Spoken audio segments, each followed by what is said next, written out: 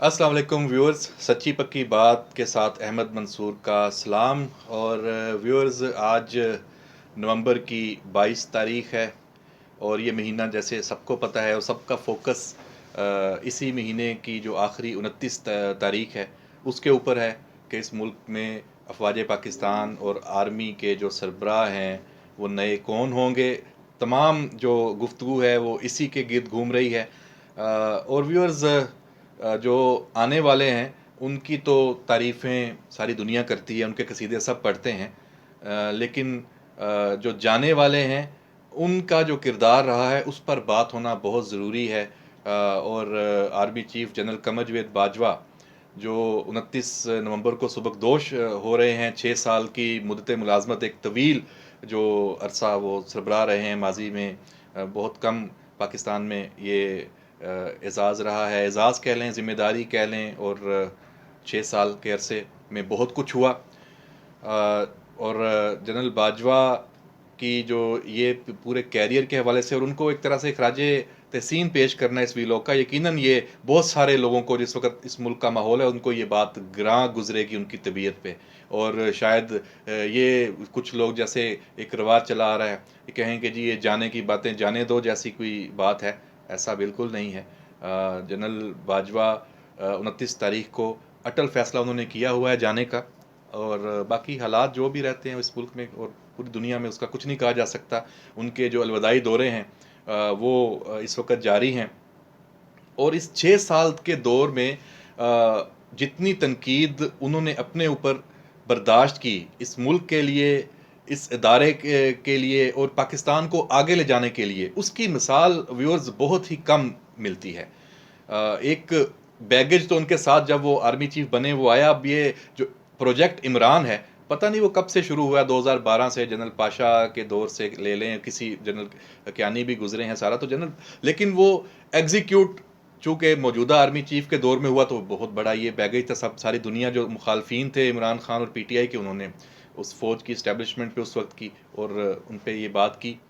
और जब इमरान खान के खिलाफ अदम एतमाद की तहरीक मंजूर हुई, तमाम पीडीएम ने, जो इस साल अप्रैल में जो कुछ हुआ, और फिर खान साहब जिस तरह कंटेनर पे दोबारा चढ़े और तोपों का रुख मौजूदा जो इस्टेब्लिशमेंट है, आर्मी चीफ है, फौज की जो क़यादत है, उस पर उन्होंने कर दिया, तो ये भी जनरल बाजवा ने बर्दाश्त किया।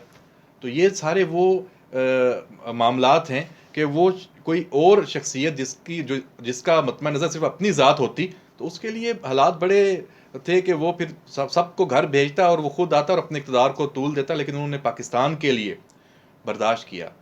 क्या क्या कुछ उनके बारे में नहीं किया गया। और जैसे कि पहले से खदशात ज़ाहिर किए जा रहे थे व्यूअर्स के, जनरल बाजवा अब जब रिटायर होंगे तो उसके बाद उनके ऊपर एक और कैंपेन जो है वो लॉन्च होगी। और हमने देखा कि जैसे ये दिन आए हैं वो बात सामने आई। अब उनके ख़ानदान को, उनको जिस तरह से निशाना बनाया गया, अहमद नूरानी की मैं स्टोरी की बात कर रहा हूँ, सहाफ़ी पाकिस्तान में रहे और अब फैक्ट फोकस के नाम से एक वेबसाइट पे।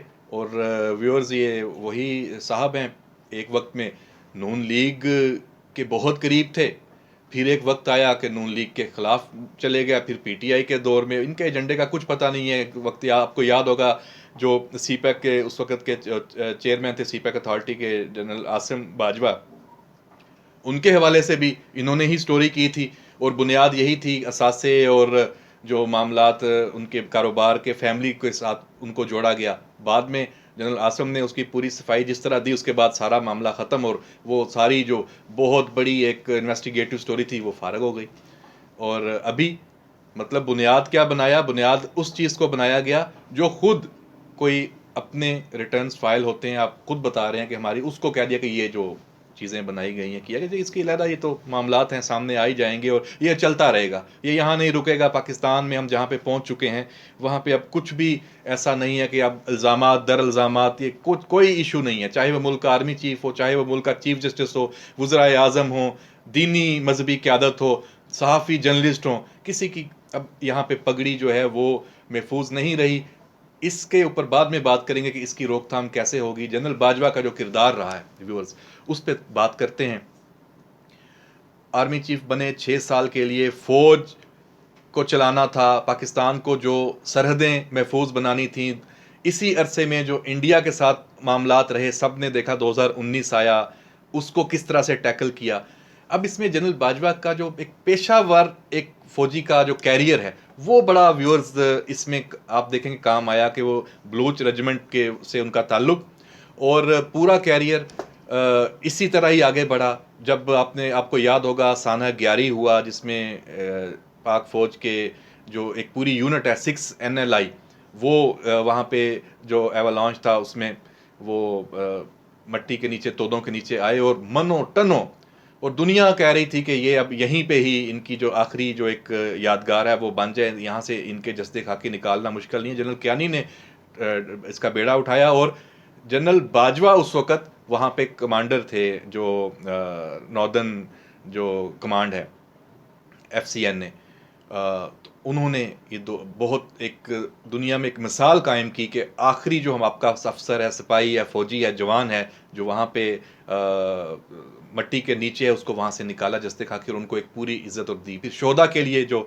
काम किया पाकिस्तान की फ़ौज में, एक जनरल कियानी के बाद इस काम का जो बेड़ा उठाया, उसको पाया तकमील तक पहुँचाया। उनके ख़ानदानों की जो फलाह बहबूद के लिए जो इक़दामात हैं एक सिपाही के लिए, वो जनरल बाजवा। ये वो छुपी चीज़ें हैं जो आम पाकिस्तानियों, वहाँ पे तो सबको सिर्फ यही नज़र आता है कि सियासत सियासत सियासत, ये हो गया, वो आ गया, उसको ले आए। इससे नीचे तो हम सोचते ही नहीं हैं, देखते नहीं हैं।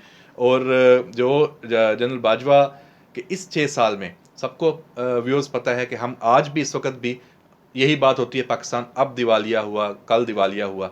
इस 6 साल में व्यूअर्स अगर हम खराज तहसीन जनरल कमर जवेद बाजवा को पेश ना करें तो ज़्यादती होगी। हम जो आज बचे हुए हैं, पाकिस्तान की इकॉनमी हुकूमतों का काम है, जो हुकूमत वक्त होती है, जो सियासी जमहूरी निज़ाम सारा, लेकिन उन्होंने क्रेडिट लिए बगैर उन तमाम जो दोस्त ममालिक हैं उनसे जाके अपनी और अपनी पाक फौज की जो एक क्रेडिबिलिटी है उसको इस्तेमाल करते हुए पाकिस्तान के लिए तमाम तर जो वसाइल हैं वो दस्तयाब करवाए। ऐसे ही डॉलर्स यहाँ इस मुल्क में नहीं आते रहे, ऐसे ही इस मुल्क में जो हमारे कर्जे हैं उनको रीशेड्यूल नहीं होते रहे।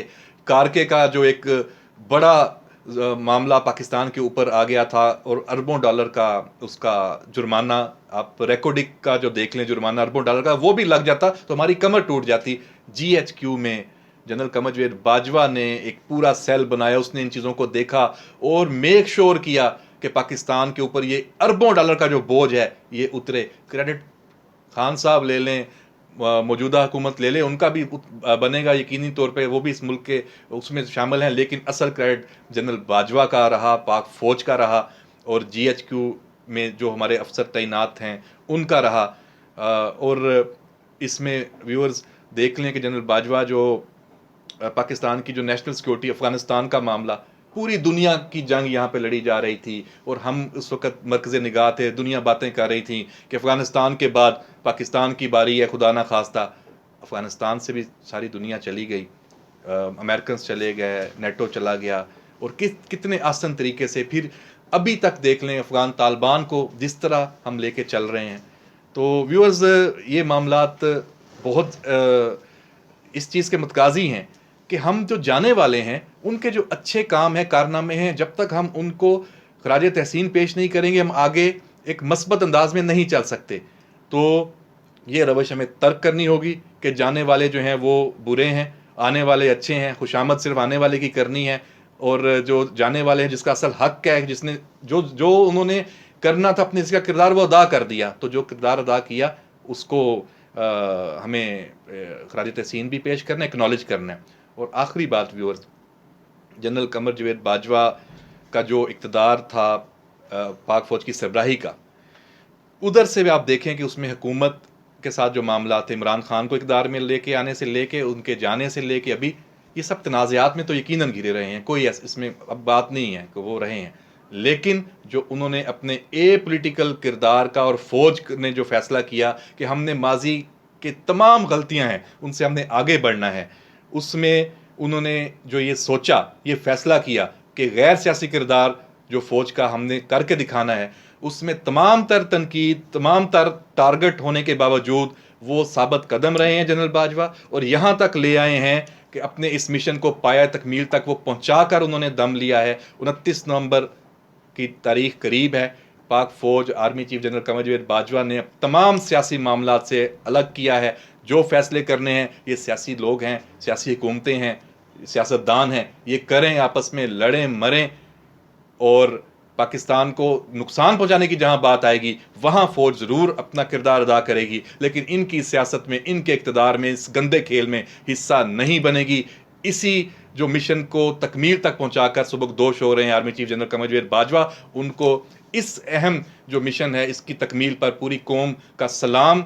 और हमें यकीन और उम्मीद रखनी चाहिए कि ये जो चीज़ है ये आगे भी चलेगी, इसी तरह चलेगी। और अब ये नहीं होगा कि ये हमारा आर्मी चीफ़ है, ये तुम्हारा आर्मी चीफ़ है। ये आर्मी चीफ़ पाकिस्तान का है, पाक फ़ौज का है। पाकिस्तान जिंदाबाद।